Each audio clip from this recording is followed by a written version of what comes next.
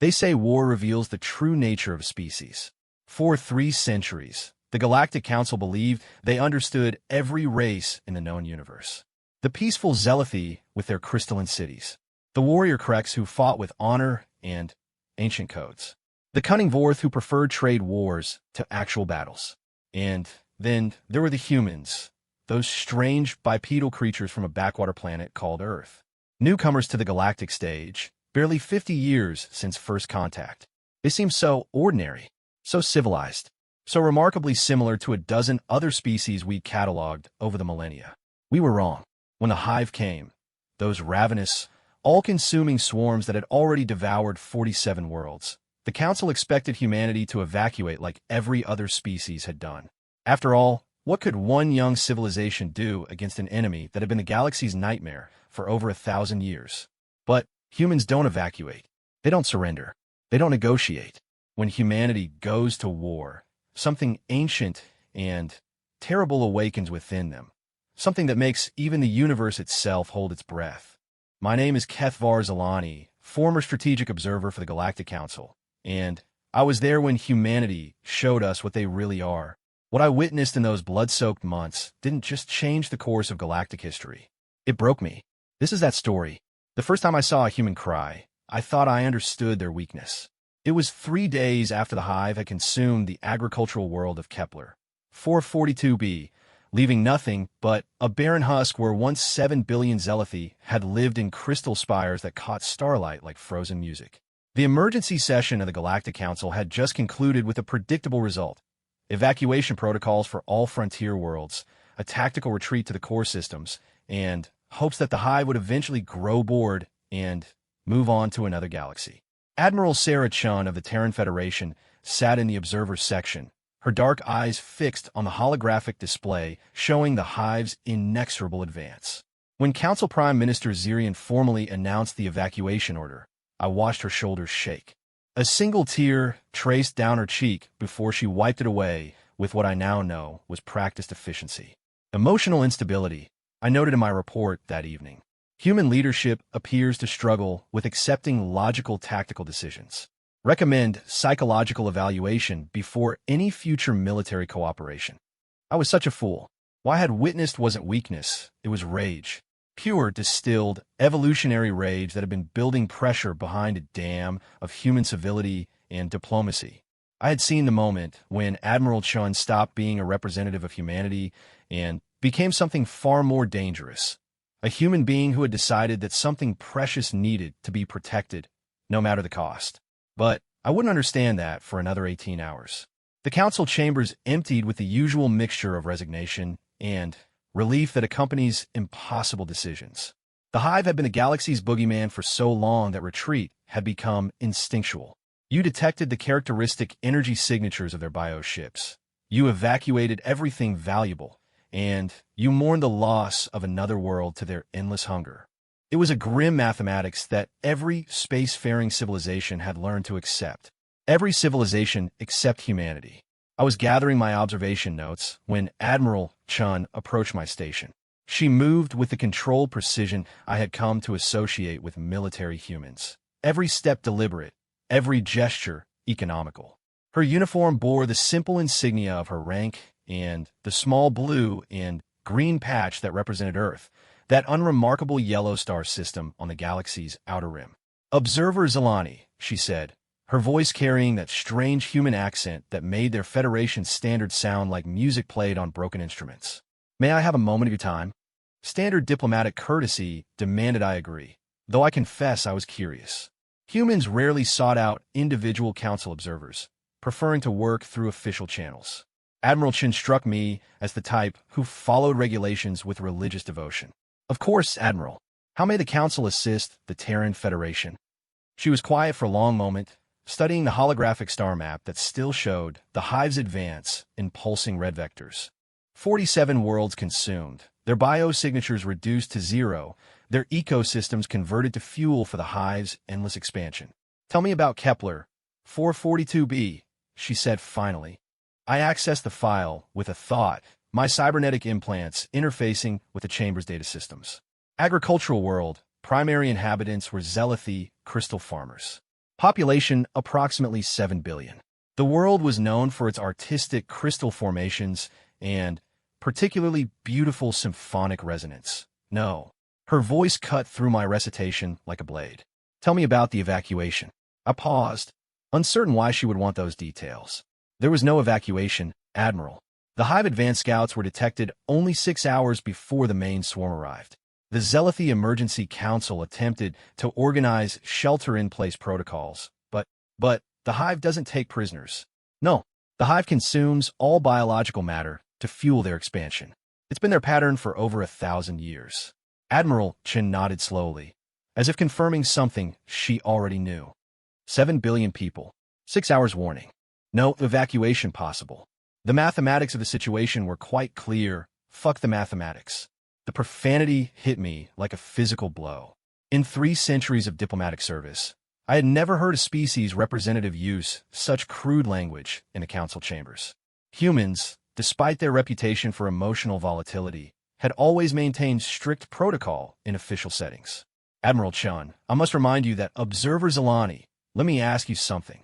She turned to face me directly, and I found myself looking into eyes that held something I had never seen before. Later, I would recognize it as the expression of a predator that had decided to hunt. In your 300 years of service to the Council, how many worlds have you watched the Hive consume? The question was straightforward enough. 47, including yesterday's incident. And in those 47 cases, how many times did the galaxy fight back? I blinked, my primary and secondary thought processes struggling with the question. I'm sorry, Admiral, I don't understand. Fight back. The Hive represents a Class Omega threat. No single species has the military capacity, so I didn't ask about capacity. I asked about attempts. The distinction seemed important to her, though I couldn't fathom why. There have been defensive actions. The Krex warrior fleets managed to delay the Hive at Proxima Centauri b for nearly 8 standard hours. The Vorth deployed their most advanced automated defense platforms at delays. Defensive actions. Automated platforms. Admiral Chun stepped closer, and I caught the scent that all humans carried. That strange mixture of organic chemistry and determination that my species found both fascinating and unsettling. What I'm asking is simple. Has anyone ever actually tried to kill them all? The question was so absurd that my language centers briefly malfunctioned. Admiral, the Hive operates as a collective entity with an estimated population exceeding 200 billion individual organisms. The concept of eliminating such a force is strategically impossible, tactically unsound, and logistically inadvisable. Yes, I've read the reports. She turned back to the star map, her fingers tracing the projected path of the Hive advance. Do you know what my great-great-grandmother used to say? Observer Zilani? I waited, having learned that humans often answer questions through seemingly unrelated anecdotes. She used to say that the difference between a pest and a plague is whether you're willing to use enough poison. The statement made no logical sense to me. I'm afraid I don't understand the relevance. She was talking about cockroaches. Admiral Chen's voice had taken on a quality I had never heard before, something that made my survival instincts fire warning signals despite the controlled environment of the council chambers. Nasty little creatures. Very hard to kill. Most people try to eliminate them with sprays and traps, maybe call an exterminator if the problem gets bad enough. But they always come back. She paused, her reflection ghost-like in the holographic display. But if you're willing to tint the entire structure and flood it with enough methyl bromide to kill everything down to the bacterial level, well then, you don't have cockroaches anymore. You don't have much of anything anymore, but you definitely don't have cockroaches. I felt something cold settle in my secondary stomach. Admiral, surely you're not suggesting. I'm not suggesting anything, Observer Zilani. I'm telling you what's going to happen. She turned to face me one final time, and I saw that her eyes held tears again. But these weren't the tears I had observed earlier.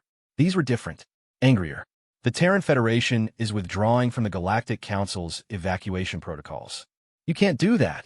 The Council's authority in Class Omega situations is absolute under the Treaty of Galactic Cooperation. Any member species may withdraw from Council authority in situations where they believe alternative action is necessary for their survival. Admiral Chen's voice had become completely formal, as if she were reading from a legal document. The Terran Federation formally believes that evacuation protocols will not ensure our long-term survival. I stared at her, my understanding of human psychology crumbling in real time. Admiral, what are you saying? I'm saying that humanity has different ideas about pest control. She walked away before I could respond, her footsteps echoing in the vast chamber. I watched her leave and tried to process what had just occurred. In my experience, newly spacefaring species often went through phases of unrealistic confidence when first encountering galactic-scale threats. The Hive had a way of humbling such attitudes very quickly. I returned to my quarters and composed what I believed would be my final report on human military doctrine. I noted their apparent unwillingness to accept tactical realities, their tendency toward emotional decision-making, and their apparent belief that determination could overcome overwhelming odds. I was wrong about everything. 18 hours later, I received an emergency communication from the Council's Military Intelligence Division. Human fleet movements have been detected throughout the Outer Rim territories. Not evacuation movements, deployment movements. The Terran Federation wasn't retreating from the Hive advance. They were moving to intercept it. The communication included a priority request for immediate strategic analysis. What could humanity possibly hope to accomplish against a force that had consumed 47 worlds?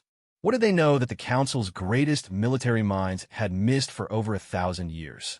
I thought I was being asked to predict the swift and inevitable destruction of another idealistic species. Instead, I was being asked to witness the birth of something that would change the galaxy forever. Something that would make me understand why, in all their myths and stories, humans never spoke of fighting fair. They spoke of fighting to win. The next transmission from the combat zone arrived 6 hours later. It consisted of a single line of text in Federation Standard, transmitted on all Council emergency frequencies. This is Admiral Sarah Chun of the Terran Federation. We have engaged the enemy. We are not withdrawing. Recommend all Council observers maintain safe distance. What you are about to witness may be disturbing. I didn't understand the warning then. I understand it now. The follow-up message arrived 37 minutes after the first Hive bioship cluster eliminated. Human casualties, 0. Hive casualties, approximately 40,000 organisms. We are advancing to primary swarm concentration. Chin out. I read the message 17 times before accepting that it was genuine. Somewhere in the darkness between stars, humanity had done something that no galactic civilization had managed in over a millennium. They had hurt the Hive, and they were just getting started. The third message arrived 2 hours later, and it contained an attachment that would haunt me for the rest of my extended life. Full combat sensor data from the human engagement. I watched it once, then immediately contacted my supervisor to request emergency psychological consultation. I had seen humanity's first taste of real war, and I was beginning to understand what Admiral Chun had meant about poison. The data showed something that violated every principle of galactic military doctrine. The humans hadn't engaged the Hive in traditional combat at all. They had used weapons that the Council had banned as war crimes centuries ago. They had employed tactics that no civilized species would consider. They had fought with a ferocity that made the legendary Krex warriors look like philosophical debate students. But, most disturbing of all, they had fought with a joy that was clearly visible in their vital sign readouts. Humanity wasn't just willing to use enough poison to kill the cockroaches. They were happy to do it. The fourth message was the one that broke me. This is Admiral Chun. Hive primary swarm has been eliminated. Estimated enemy casualties, 173 million organisms. Human casualties, 0. We are now tracking secondary swarms, and will engage as opportunity presents. For the record, we told you what we were going to do. Chin out. I stare at that message for 3 hours, my cognitive processes struggling to reconcile the impossible casualty figures with everything I thought I knew about galactic warfare. 173 million Hive organisms eliminated in a single engagement. The largest military victory in recorded galactic history, achieved by a species that had been spacefaring for less than a century. That night, I filed my first request for transfer away from human observation duties. It was denied. The Council, it seemed, had developed a sudden and intense interest in understanding exactly what humanity had done in the darkness between stars. And I, as the observer with the most direct contact with human military leadership, was now considered an essential asset in that investigation. I didn't know it yet, but my real education in the nature of humanity was just beginning. The worst part wasn't the casualty figures or the violation of every tactical principle I thought I understood. The worst part was that I was starting to suspect that Admiral Chun had been crying for the hive. The invitation to observe human military operations firsthand arrived with my morning nutrition cycle, embedded in what appeared to be a routine diplomatic communication. Admiral Chin's words were polite, formal, and absolutely terrifying in their implications. Observer Zalani, the Terran Federation would be honored to host you aboard the TNS Retribution for our continuing operations against hive forces. Your expertise in xenobiological analysis would be valuable in documenting our methodologies.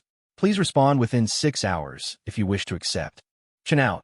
I stared at the message for 4 of those 6 hours, my analytical processes running probability calculations that consistently returned the same result. Boarding a human warship during active combat operations represented a significant risk to my continued existence. The logical response was obvious. I accepted the invitation. Perhaps I was driven by scientific curiosity about their impossible victory. Perhaps I felt obligated by my duties as a council observer. Or perhaps something deep in my primitive brain understood that I was being offered a chance to witness history being written in real time. The shuttle that collected me from Council Station Theta 7 was unlike any human vessel I had previously encountered. Where their diplomatic craft were sleek, comfortable, and designed to showcase human technological achievement, this transport was purely functional. Every surface served a purpose. Every system was optimized for performance rather than appearance. Even the life support was calibrated differently. The atmospheric mixture contained elevated levels of adrenaline-compatible compounds that made my respiratory system work harder than normal. The pilot was a young human female with the rank insignia of a lieutenant commander. She spoke very little during our transit, but I noticed that her hands never left the weapon controls, and her eyes constantly scanned the tactical displays. When I mentioned that I had never seen such vigilant behavior from human pilots during peacetime operations, she turned to look at me with an expression I was beginning to recognize. With respect, observer, this isn't peacetime. This is hunting season. The TNS Retribution appeared on our sensors as we approached the human battle group, and I experienced my first true understanding of how completely I had misjudged humanity's military capabilities. Council intelligence had classified human warships as adequate for defensive operations, with limited offensive potential against peer adversaries. The vessel before us defied every parameter of that assessment. The Retribution was enormous. Nearly 3 kilometers of angular, brutal architecture that looked like it had been designed by someone who had never heard the concept of aesthetics. Where other species built warships that resembled extensions of their cultural identity, humans had apparently decided that their ships should look like geometric embodiments of violence.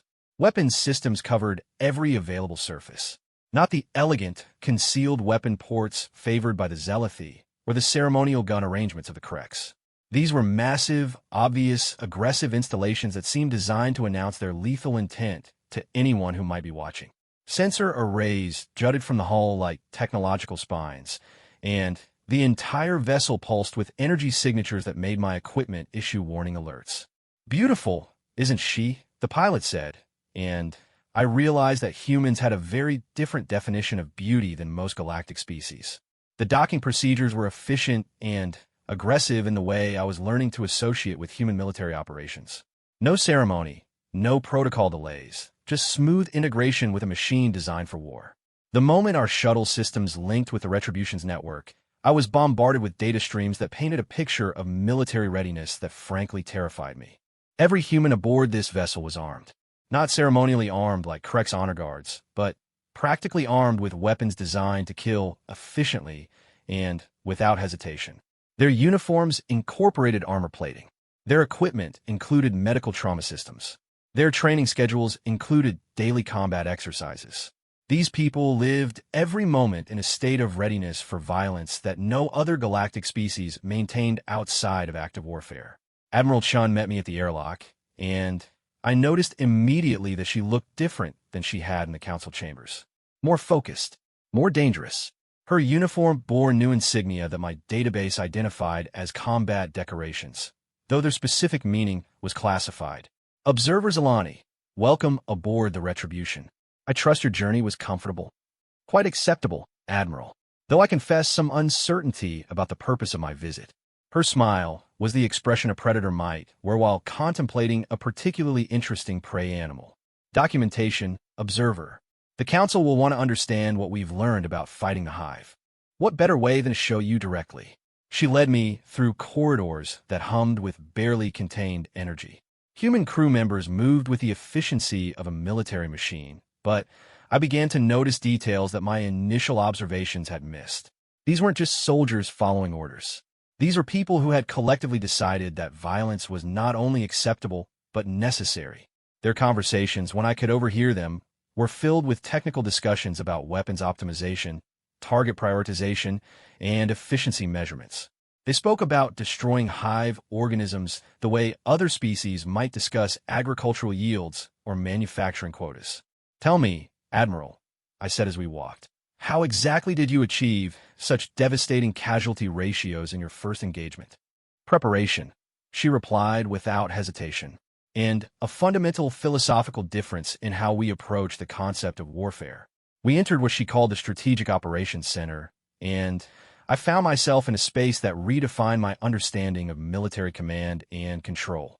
Holographic displays showed real-time tracking data on dozens of Hive Bio ships, their movements analyzed and predicted with mathematical precision. Human officers worked at stations that integrated tactical analysis, weapons coordination, and what appeared to be psychological warfare planning into a single operational framework. But it was the central display that made me understand how completely I had misjudged human military thinking. The hologram showed a three-dimensional tactical map of the local stellar region, with Hive forces marked in red and human positions in blue. But unlike every military briefing I had ever witnessed, the human positions weren't arranged defensively. They weren't positioned to protect territory or minimize losses. They were arranged like the components of a trap. Observer Zalani, let me introduce you to the concept of strategic genocide. Admiral Chun activated a secondary display that showed Hive Bio signatures in far more detail than I had ever seen. Individual organisms were classified by function, biological capacity, and tactical value. Breeding pairs were highlighted in specific colors. Command organisms were marked with targeting priorities. Even the Hive's resource conversion systems were mapped and analyzed. The Galactic Council has always treated the Hive as a natural disaster, Admiral Chen continued, her voice taking on the tone of someone delivering a lecture. Something to be endured, avoided, or survived. You've never treated them as what they actually are, which is an invasive species that needs to be exterminated. The words hit me like a physical impact. In 3 centuries of galactic civilization, the concept of deliberate species extinction had become so unthinkable that we barely had vocabulary for it. The Hive had been reclassified as a natural phenomenon, precisely because the alternative was too disturbing to contemplate. Admiral, surely you're not suggesting— I'm not suggesting anything, observer. I'm explaining our operational objectives. She gestured to the tactical display, where new data was continuously updating the position and strength of Hive forces. The Terran Federation has concluded that the Hive represents an existential threat not just to humanity, but to all biological life in this galaxy. Therefore, our strategic goal is the complete elimination of the Hive as a viable species. The casual way she spoke about species extinction made my secondary nervous system fire warning signals. The logistical requirements for such an operation would be astronomical. The Hive occupies hundreds of systems across multiple galactic regions. The time frame alone would be irrelevant. Admiral Chun activated another display, this one showing human fleet dispositions that extended far beyond what Council intelligence had estimated. Observer, how many human ships do you think are currently in service? I accessed my files, grateful for the familiar comfort of data. Council estimates place the Terran Federation's total naval capacity at approximately 40 vessels, primarily focused on local system defense and exploration. Multiply that by 30. I stared at her, my language processing systems struggling with the implication. I'm sorry, Admiral, I don't think I understood. 1,200 vessels, Observer Zalani, currently deployed across 17 different operational theaters. Each one equipped with weapon systems that your Council has never seen because we've never had a reason to use them. The number was impossible. The logistics were impossible. The resource requirements were impossible, and yet the tactical displays were showing human fleet movements that corresponded exactly to her claims. How? I managed to say, because we've been preparing for this war since the moment we learned the hive existed. Admiral Chun walked to a different station, where a human technician was monitoring what appeared to be weapons production data. Observer, let me ask you something. When your species first encountered the hive, what was your reaction? Standard protocol. Analysis of threat potential, diplomatic contact attempts, defensive preparations, wrong. Those were your government's reactions. What did your people feel when they learned that something was coming that would eat them alive? The question was strangely personal, but I found myself answering honestly. Fear, despair, acceptance of inevitable loss. Exactly. You felt like prey. Admiral Chun turned back to me, and her expression had become something that made my survival instincts scream warnings. Humans don't feel like prey, observer. When we learned about the hive, we felt something else entirely, which was anger. She activated a new display, this one showing what appeared to be a complete biological analysis of hive organisms. But this wasn't the academic study that council xenobiologists had been conducting for centuries. This was a systematic catalog of vulnerabilities, weaknesses, and potential extinction vectors. While your species spent the last 50 years trying to understand hive psychology and social structures, we spent that time learning how to kill them efficiently.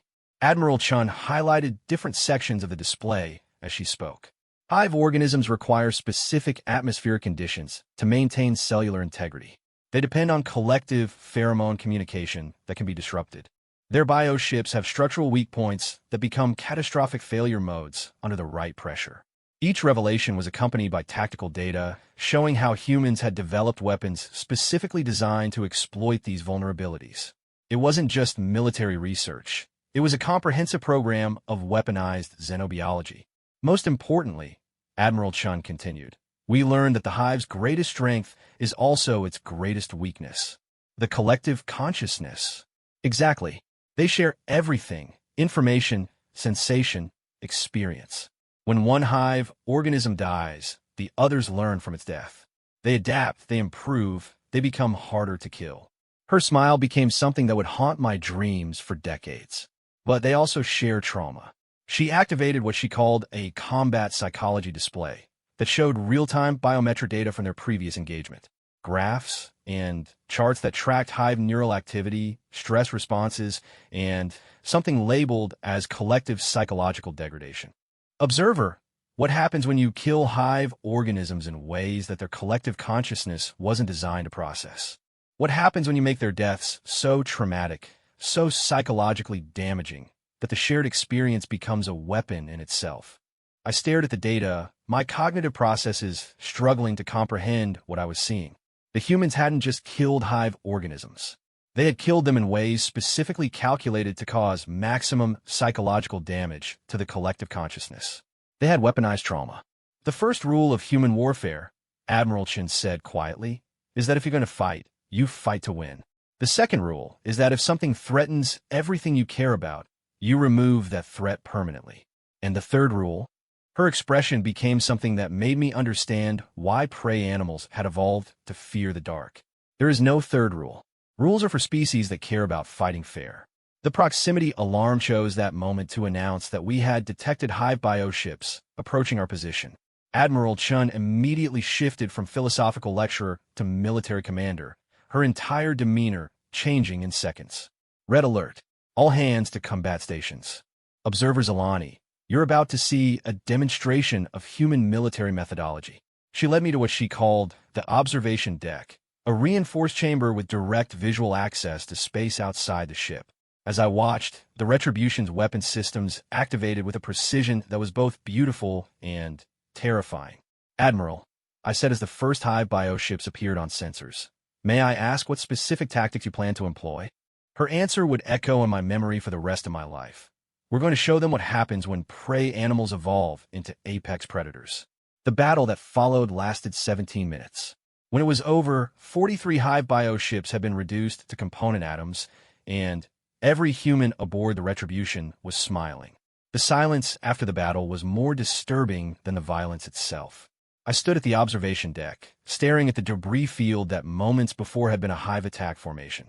43 bioships, each carrying between 20 and 50,000 organisms, reduced to expanding clouds of organic matter and crystallized atmospheric gases. The scale of destruction was incomprehensible. But what truly unnerved me was watching the human crew's reaction. They weren't celebrating. They weren't showing the relief or exhaustion that typically followed combat operations. Instead, they were methodically analyzing their performance, discussing efficiency improvements, and planning the next engagement with the casual professionalism of agricultural workers planning a harvest.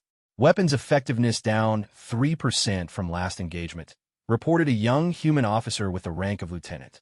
Recommend adjusting particle beam dispersion patterns for next encounter.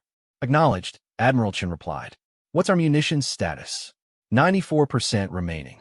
We're operating well within sustainable consumption parameters. Excellent. Sensor data on Hive survivor broadcasts.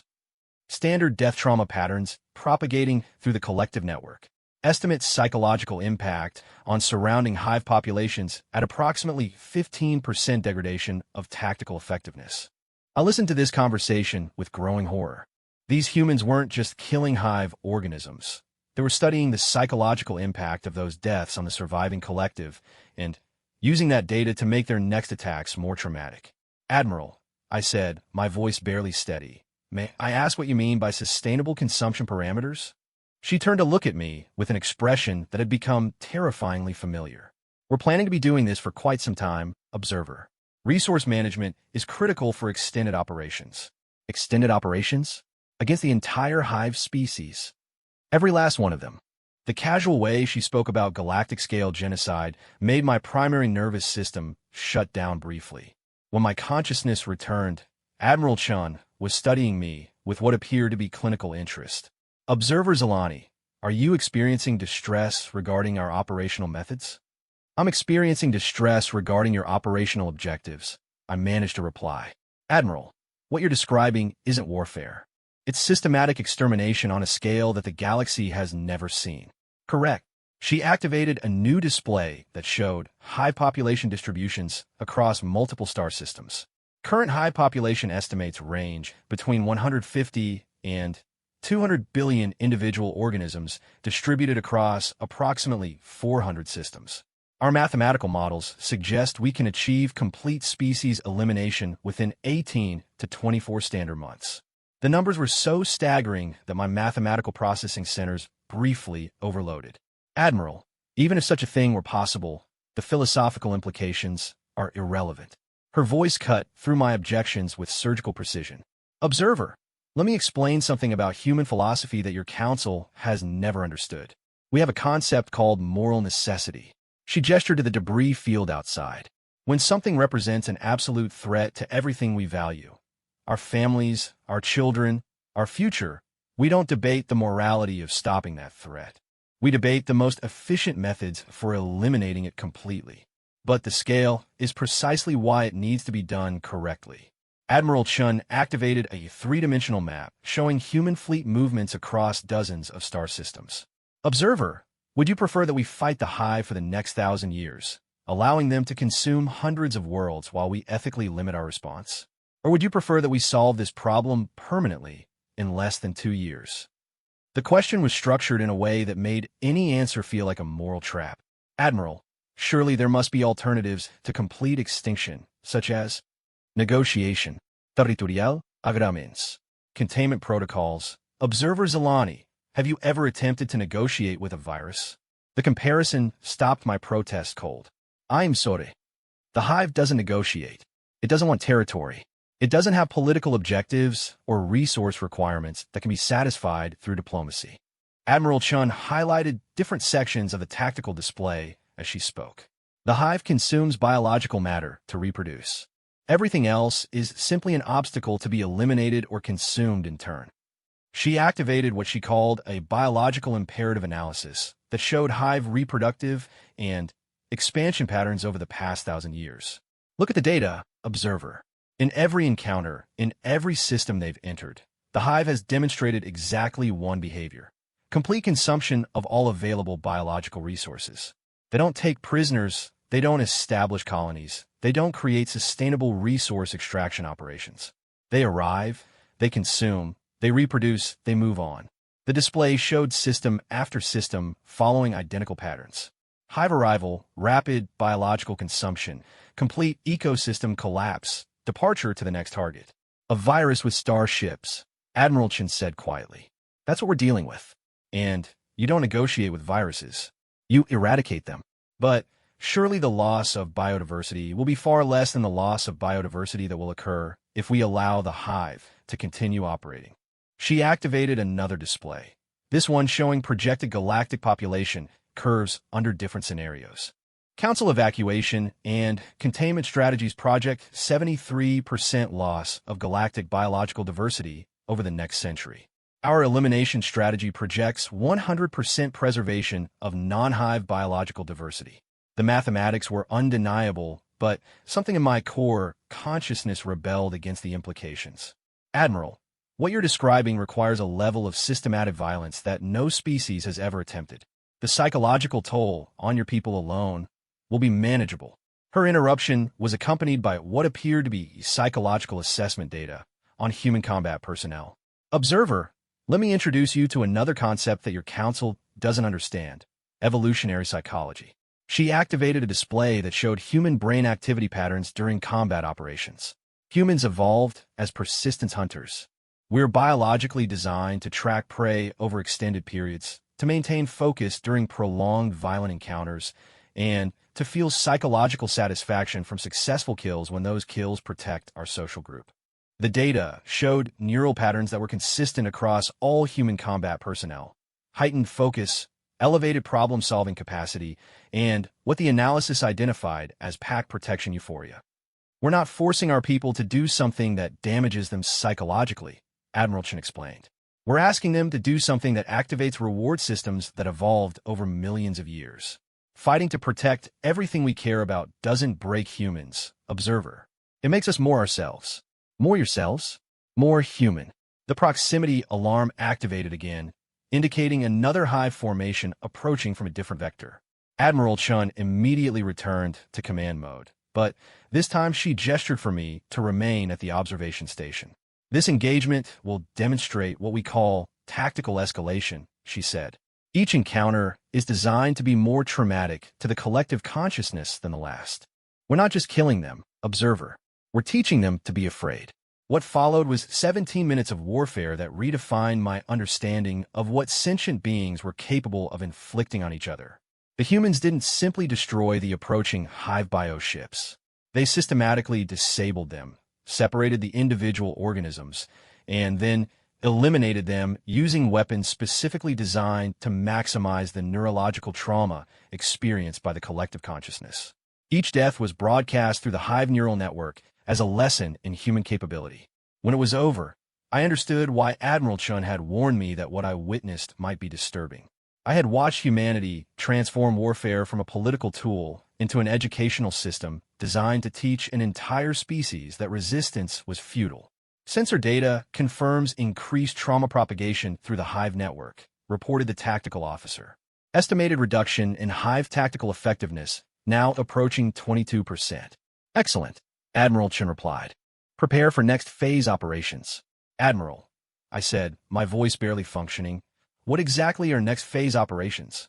She turned to face me with an expression that combined professional satisfaction with something that looked disturbingly like maternal protectiveness. Now we start hunting their breeding populations. The tactical display updated to show hive reproductive centers scattered across dozens of systems. Each location was marked with human fleet assignments, target priorities, and estimated timelines for what the display labeled as breeding population elimination. Observer, the hive reproduces through specialized breeding pods that require specific environmental conditions and extended development periods. Unlike their mobile attack formations, breeding populations are essentially stationary and highly vulnerable to sustained assault. Admiral, those populations include juvenile organisms, which will grow into adult organisms that consume biological matter to fuel expansion. Her voice carried no emotion whatsoever. Observer, when you eliminate a virus, you don't preserve samples for ethical considerations. You eliminate every instance of the viral pattern, including reproductive material. But no buts, no exceptions, no merci. Admiral Chun activated a final display that showed projected galactic biodiversity under human anti-hive operations. In 18 months, observer, this galaxy will be safe for biological life for the first time in over 1,000 years. Every species will be able to expand, explore, and develop without fear of being consumed by an unstoppable force. At what cost? At the cost of one species that was never compatible with biological life in the first place. She walked away before I could respond, leaving me alone with the tactical displays and the growing realization that I was witnessing something unprecedented in galactic history. Humanity wasn't just winning a war against the Hive. They were systematically removing the concept of unstoppable force from galactic reality. The next message I transmitted to the Council was 13 words long. Humans are not what we thought they were. Recommend immediate strategic reassessment. The response arrived 6 hours later. Explain. I stared at that single word for 3 hours before composing my reply.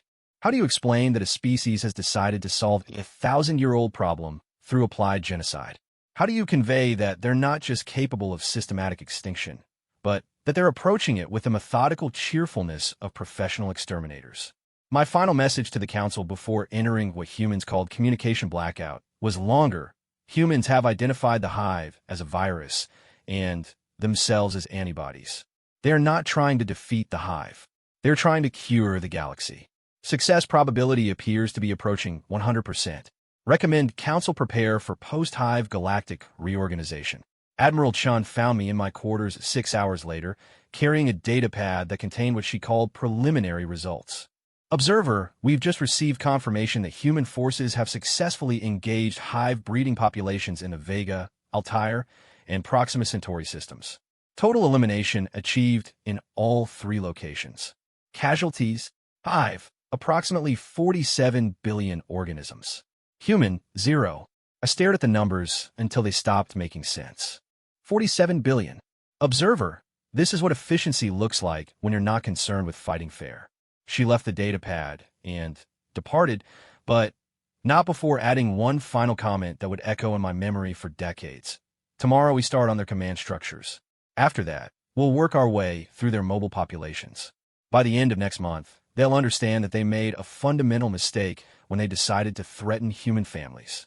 That night, alone in my quarters, I began to understand why my initial request for transfer had been denied.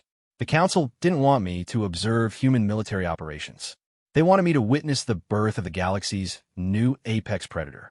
3 weeks into humanity's war against the Hive, I stopped sleeping. Not because the humans wouldn't allow it. Admiral Chun had been scrupulously attentive to my basic needs as an observer. Not because of the constant battle alerts or the endless stream of tactical updates that flowed through the ship's communication systems.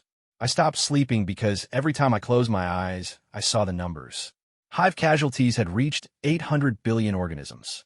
Human casualties remained at 0. The mathematics were becoming impossible to ignore. Humanity wasn't just winning their war against the Hive. They were approaching it with an efficiency that violated everything the galaxy understood about military engagement.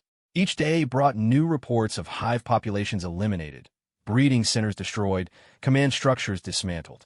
Each day brought humanity closer to a goal that no species had ever seriously contemplated, the complete extinction of another spacefaring civilization. But the numbers weren't what kept me awake. What kept me awake was watching how humans reacted to those numbers. Observer Zalani, you look tired, Admiral Chun said as she joined me in what the crew called the meditation chamber. A small space near the observation deck where off-duty personnel could watch the stars without the distraction of tactical displays. I've been reviewing casualty reports, I replied honestly. Having difficulty processing the data? I turned to look at her, noting that she appeared more relaxed than I had seen her since boarding the Retribution. Her uniform was less formal, her posture more casual. If anything, she seemed to be thriving under the constant stress of military operations. Admiral, may I ask you something about human psychology? Of course. How are your people maintaining their mental stability while conducting systematic genocide?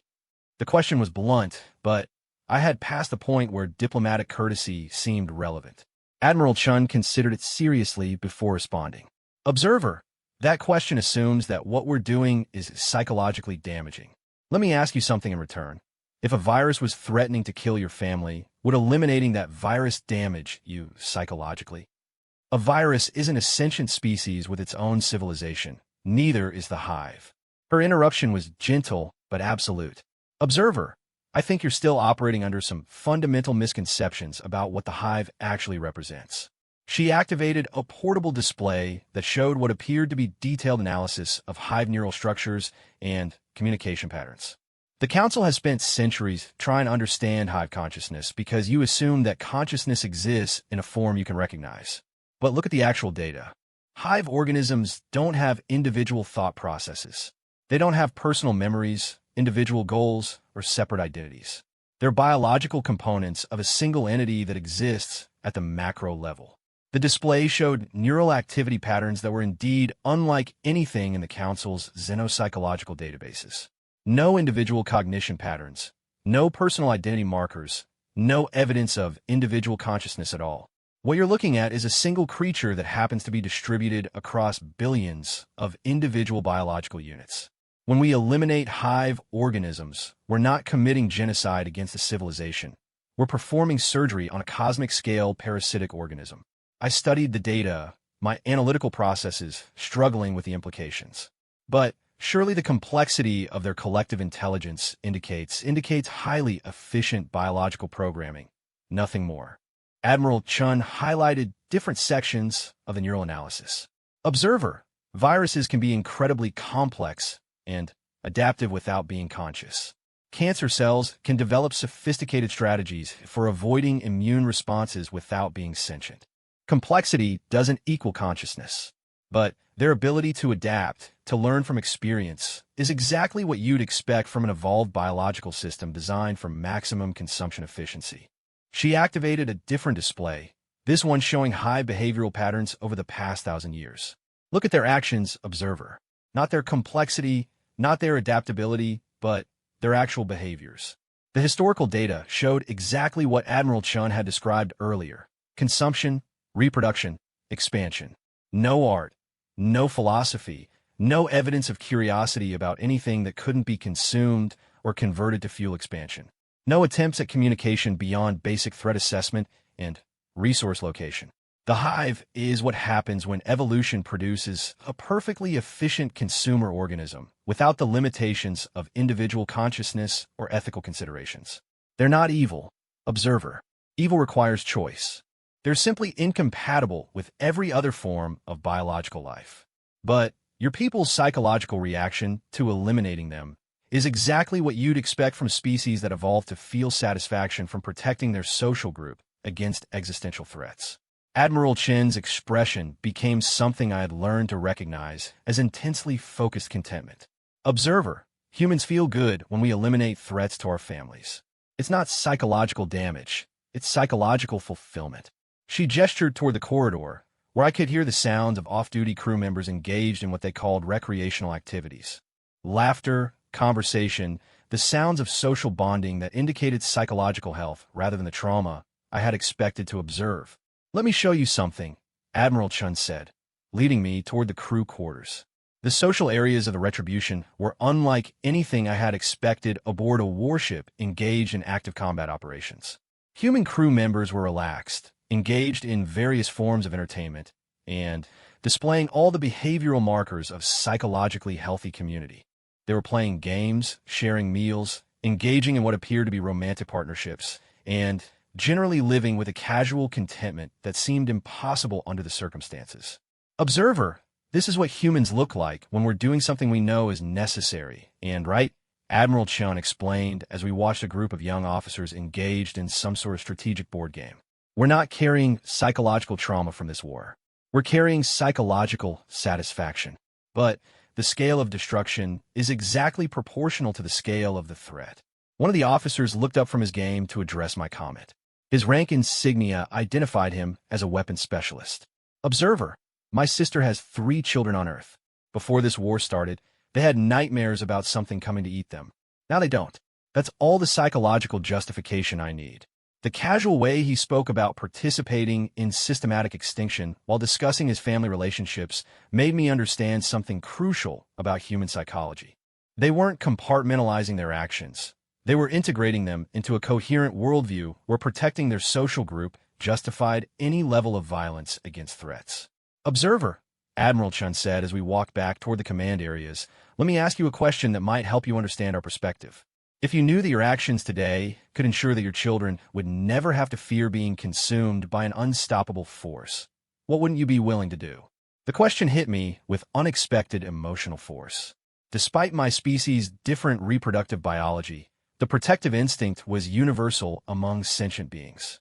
I understand the motivation, Admiral, but the methods are the most efficient available to us.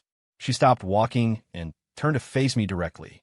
Observer, humanity spent 6 months developing our anti-hive capabilities.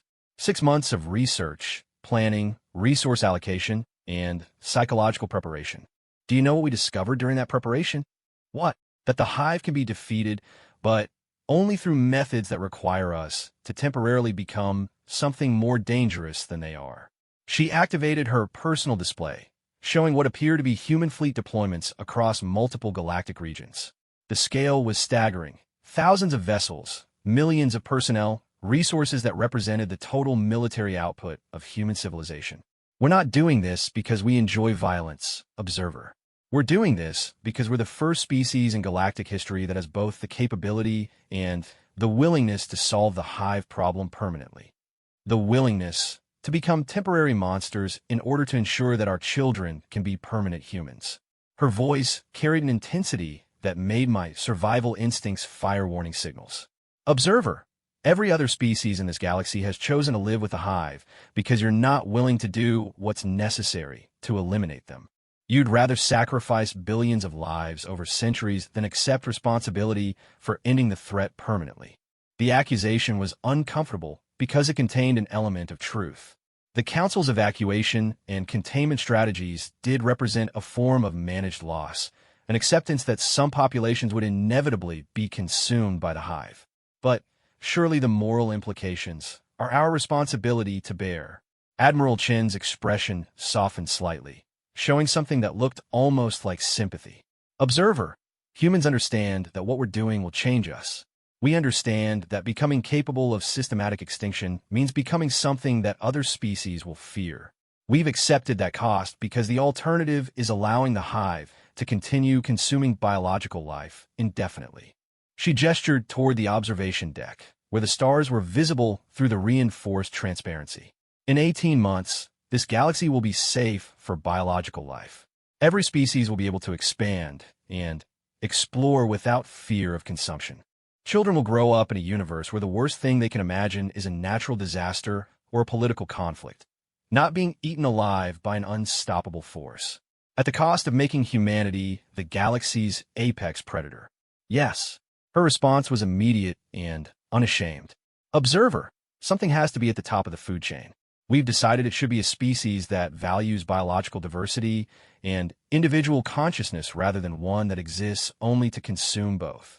The proximity alarm activated, indicating another hive formation approaching our position. Admiral Chun immediately shifted back to command mode, but before she left, she made one final comment that crystallized everything I had been struggling to understand. Observer, the difference between humans and every other species in this galaxy is simple.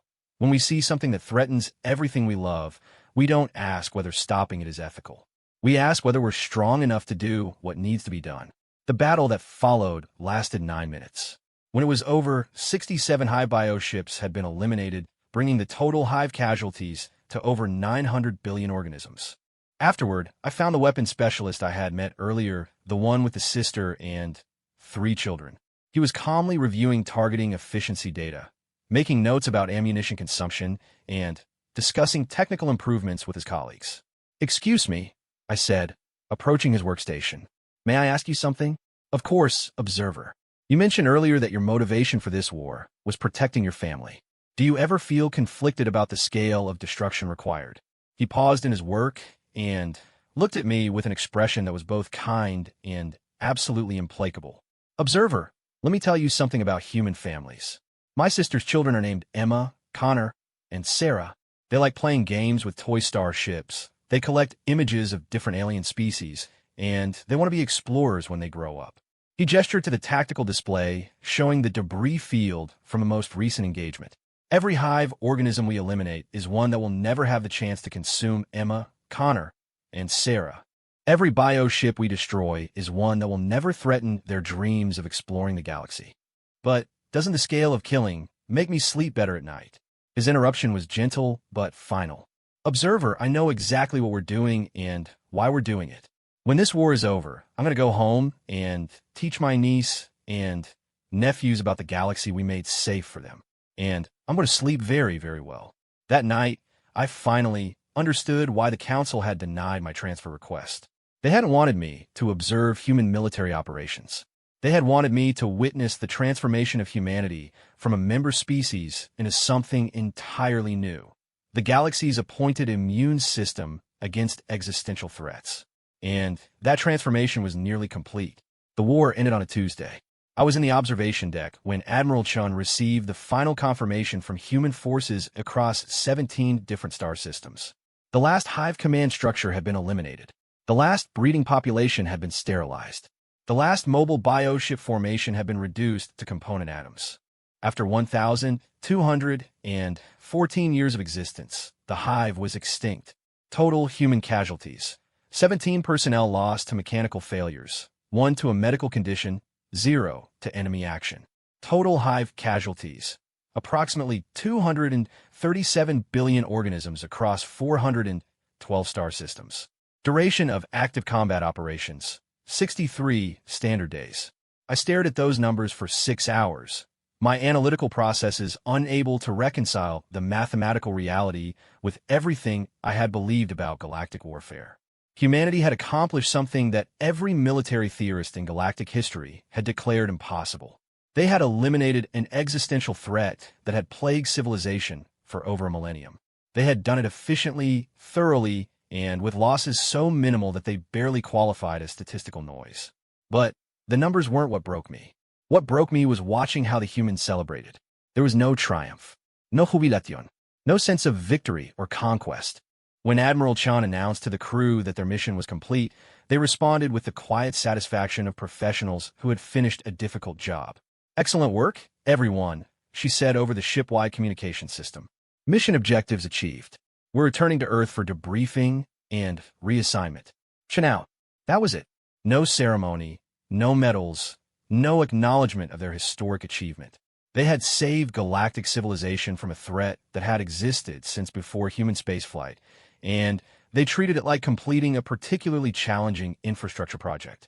"Observer Zalani," Admiral Chan said as she joined me at the observation station, "you seem distressed by our success."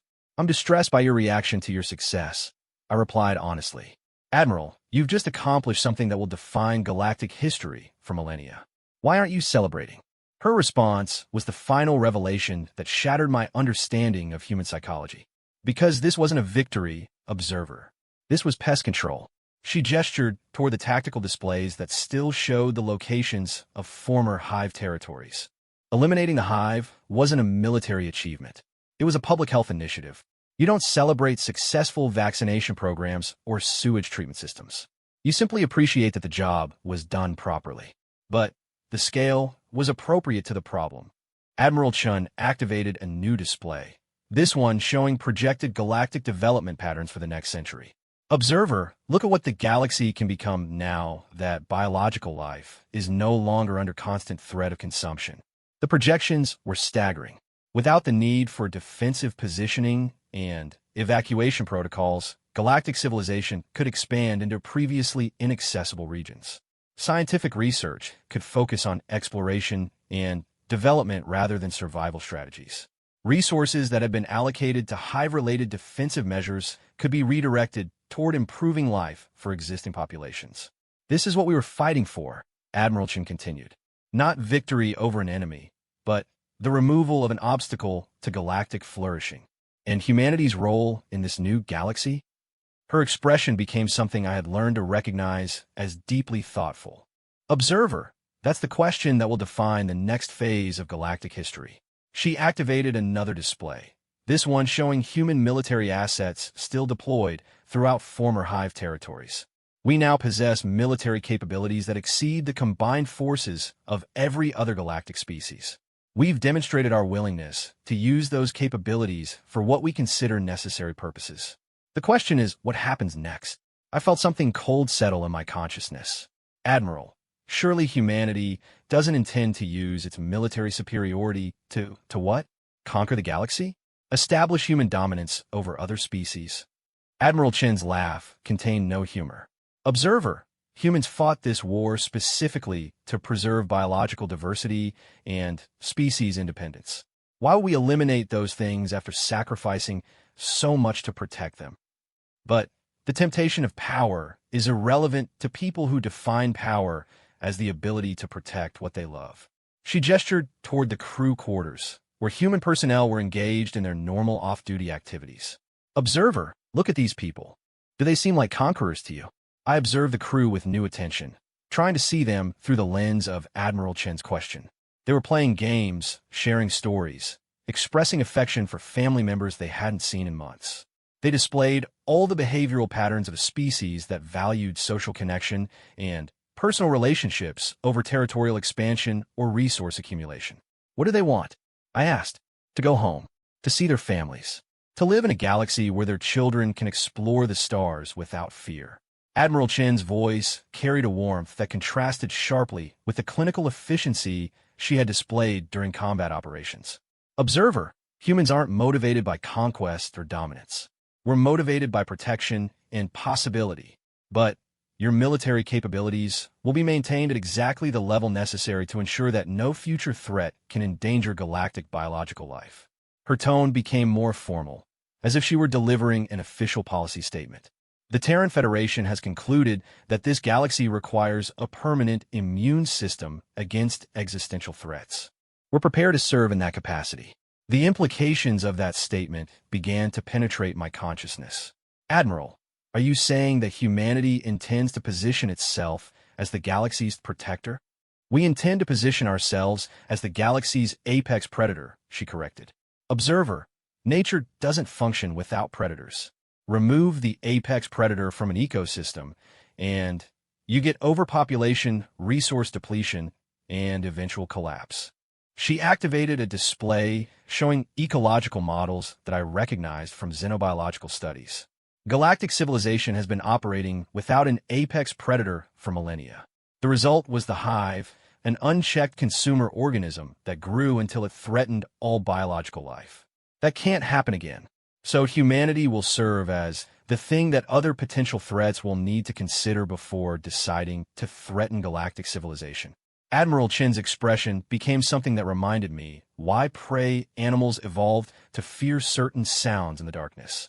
Observer, the best way to avoid future wars is to make absolutely certain that potential aggressors understand the consequences of threatening what we protect. I stared at her, my cognitive processes struggling with the long-term implications of what she was describing. Admiral, what you're suggesting would fundamentally alter the balance of galactic civilization, has already fundamentally altered the balance of galactic civilization. Her interruption was accompanied by a display showing current human fleet dispositions.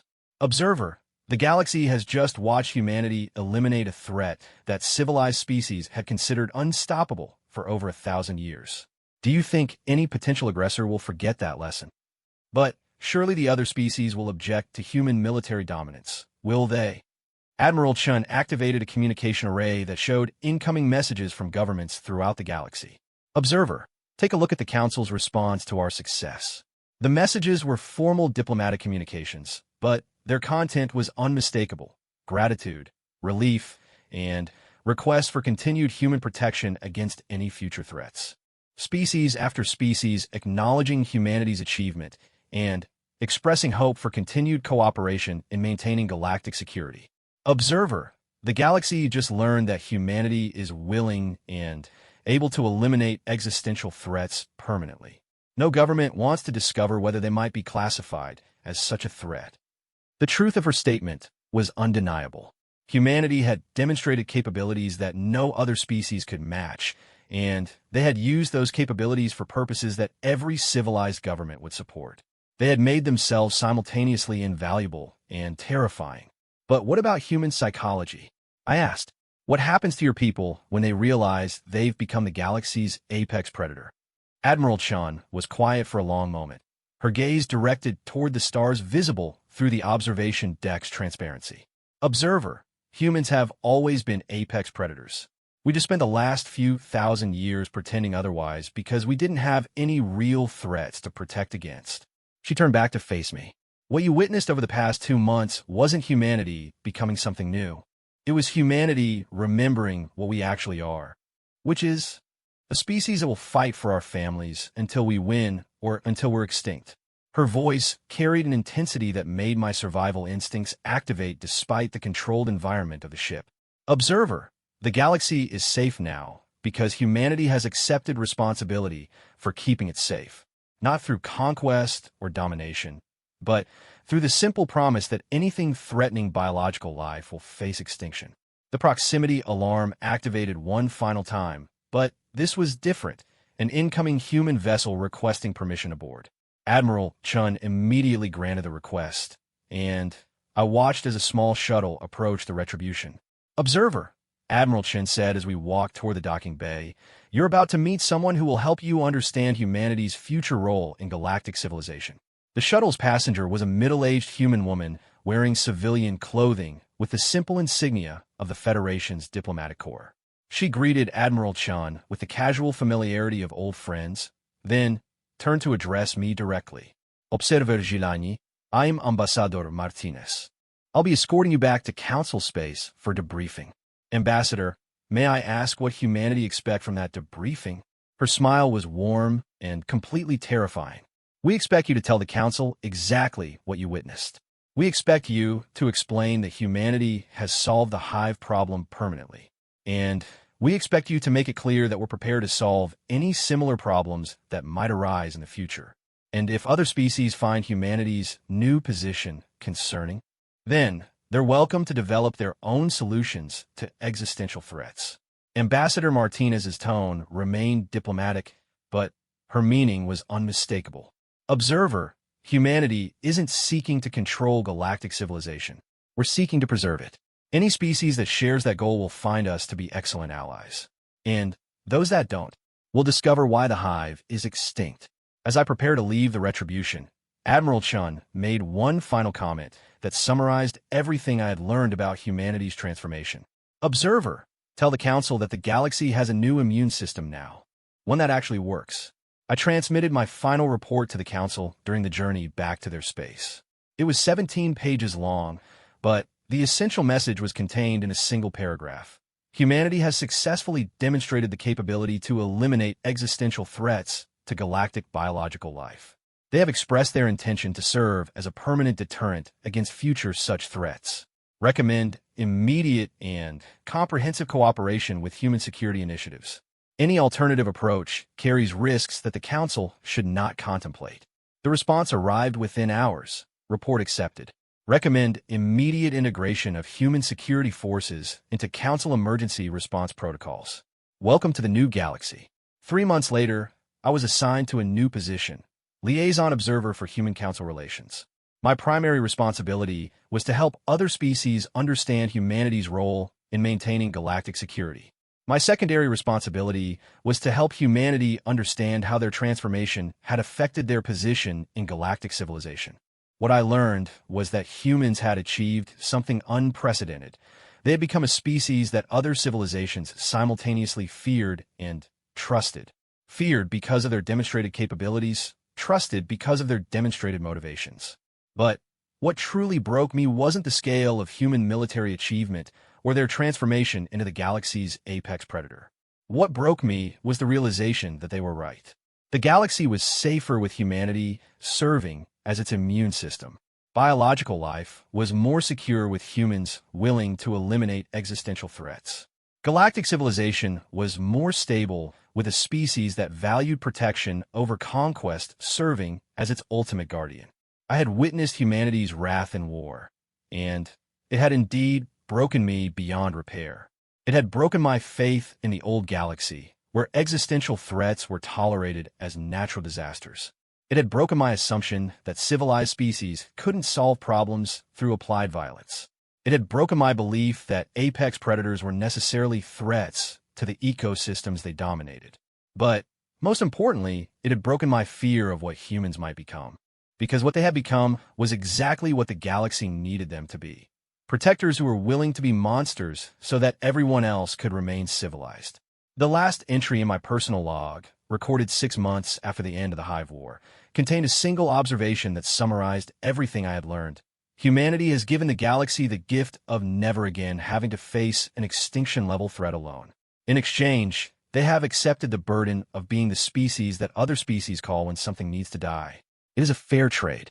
The galaxy is fortunate that the species willing to bear that burden happens to be one that fights for families rather than territory. I hope we prove worthy of their protection. The new galaxy was indeed a better place to live, even if it required monsters to keep it that way.